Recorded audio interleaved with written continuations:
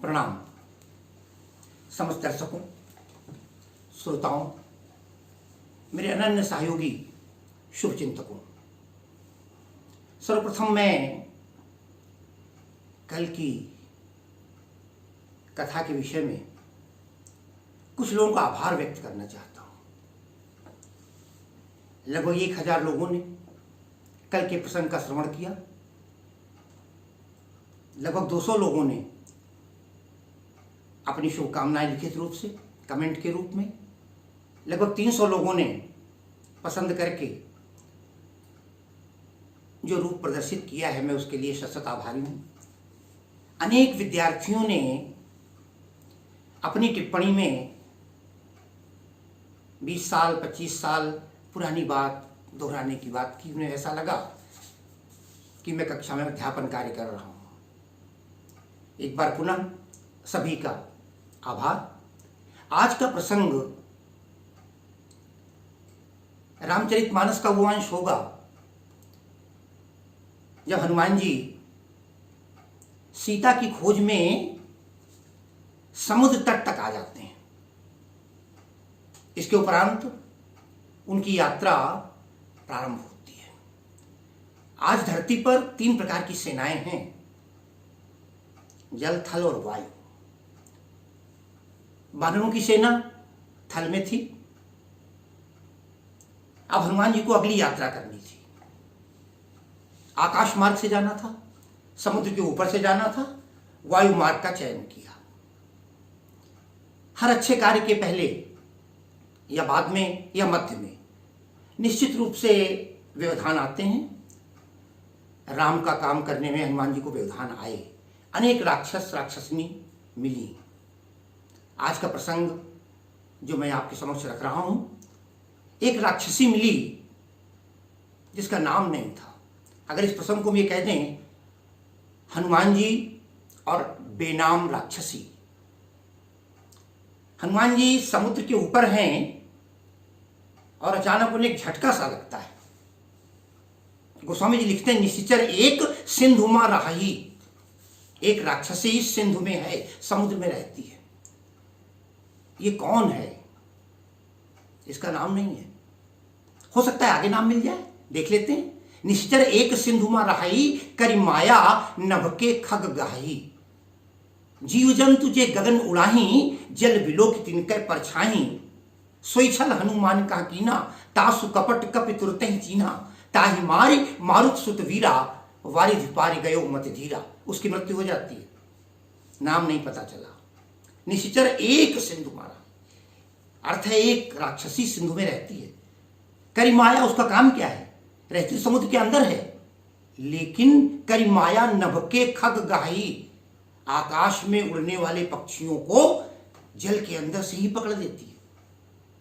सोई छल हनुमान का कीना, उसने हनुमान जी के साथ वही छल किया।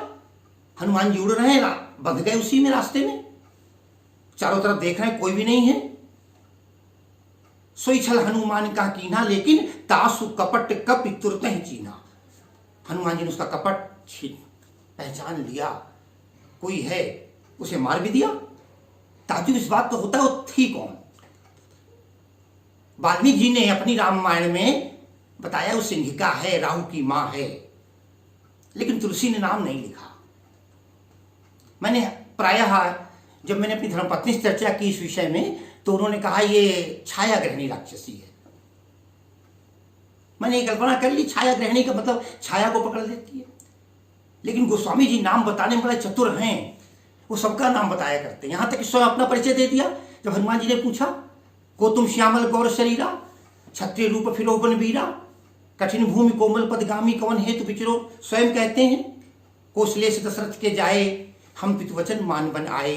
यहाँ हरि निश्चर वैदेही, विप्र फिरत हम खुद। नाम बता रहे हैं। यही नहीं, वो राक्षसों के नाम भी बताने में बड़े तेज हैं। आप देख लीजिए, सुरसा नाम अहिन के माता, वहां सुरसा का नाम बता दिया। एक राक्षसी और मिली, नाम लंकिनी, एक निश्चरी, वहां भी लंकिनी नाम बता दिया। फिर आखिर इसका काम क्यों नहीं बता रहे हैं? कौन था ये बिना नाम की राक्षसी? कौन है? आज इसी प्रसंग पे हम चर्चा करेंगे। और इसका उत्तर मैंने बहुत ढूंढा। इसका उत्तर गोस्वामी जी नहीं दे रहे हैं रामचरितमानस में, इसका उत्तर दे रहे हैं विनय पत्रिका में।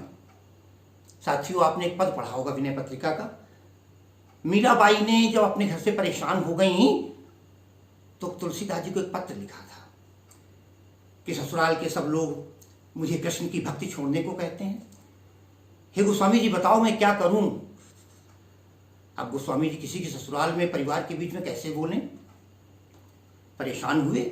उन्होंने कोई उत्तर नहीं दिया। उन्होंने कहा बहन मीरा, एक पद लिखा है वो तुम्हें भेज रहा हूं। मीरा का प्रश्न था मैं कृष्ण को छोड़ूं या परिवार को छोड़ूं, और गोस्वामी जी ने उत्तर दे दिया विनय पत्रिका के उस पद में जिसका अर्थ है जाके प्रिय न राम वैदेही, जिसका अर्थ हुआ जिसके राम और वैदेही, राम और सीता जिसको प्यारे नहीं है, बोले तजिए ताही, उसको छोड़ दो। कोटि वैरी सम, करोड़ों दुश्मनों के समान, यद्यपि परम स्नेही, भले वो आपका परम स्नेही हो। अरे किसी ने कहा बाबा तुलसीदास हमारा प्रेमी है और उस राम का प्रेम भक्त नहीं है तो छोड़ दे उसको, क्या कोई किसी ने छोड़ा? बोले अगर पिता ही ऐसा है कि जो राम का भक्त नहीं है तो छोड़ दे उसे। तुलसी कहते हैं छोड़ दो। बोले किसी ने छोड़ा? तुलसी उत्तर देते हैं तजो पिता प्रहलाद, पिता ने प्रहलाद ने अपने पिताजी को छोड़ दिया था, हिरण्यकश्यप। और भाई अगर ऐसा करे तो बोले विभीषण बंधु, विभीषण ने अपने भाई रावण को छोड़ दिया था। भरत महतारी, अरे भरत ने अपनी मां को छोड़ दिया था, मां कहना छोड़ दिया था। वर मांगत मन भई नहीं पीरा, गरि न जीव मुंह परे न कीरा। कहते हैं अगर मां हो तो भी छोड़ देना चाहिए। एक सारे संबंध गिना दिए। कहते हैं जो राम का नहीं है वो किसी काम का नहीं। साथियों, अब प्रश्न यहीं पर बड़ा बढ़िया बनता है।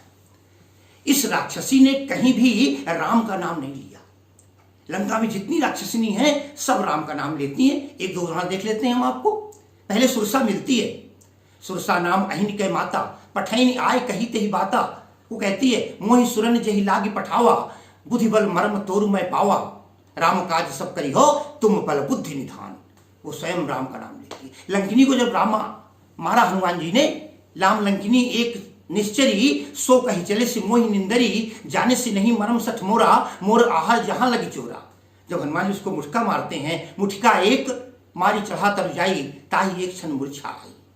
और उठकर वो कहती है कि जब रावण नहीं ब्रह्म पर दीना, चलत विरंच कहा मोहि चीन्हा। अरे विकल हो सितय कपि के मारे, तब जाने सुनिश्चर संघारे। तात मोर अति पुण्य बहुता, देखूं नैन राम कर दूता। वो भी राम का नाम लेती है। अरे स्वयं सीता की रखवाली में जो त्रिजटा थी, गोस्वामी जी उसका नाम बताते हुए कहते हैं त्रिजटा नाम राक्षसी एका, राम चरण रति निपुण विवेका। बड़ा स्पष्ट हो गया उत्तर। जो राम का नाम नहीं लेता, तुलसी उसका नाम नहीं लेना चाहते। जो राम का नहीं है वो किसी काम का नहीं है। तुलसी कहते हैं हम उसका नाम लेंगे, उसके पर श्रद्धा रखेंगे। यही कारण हुआ कि गोस्वामी जी ने उसकी मृत्यु तक तो करवा दी, लेकिन उसके नाम का उद्घाटन नहीं किया। इस प्रसंग को मैंने कभी देहरादून में जब मैं बोल रहा था तब वहाँ पर कहा था, वहाँ की प्राचार्य डॉक्टर लालिमा वर्मा ने कहा था कि मुझे आज ही पता लगा कि रामचरितमानस में एक ऐसी राक्षसी भी इसका नाम नहीं। तो इसका एक उत्तर है गोस्वामी जी उसी का नाम लेते हैं जो राम का नाम लेता है, जिसे राम प्रिय हैं। आज देश के सामने यही समस्या है, राम का विरोध करने वाले, राम का नाम जो अपनी जबान में अपनी रचना से राम का नाम लेते हैं, निश्चित रूप से वे बधाई के पात्र हैं। एक बार प्रेम से उस राम की जय बोलेंगे। शुभ रात्रि। अगला प्रसंग अगले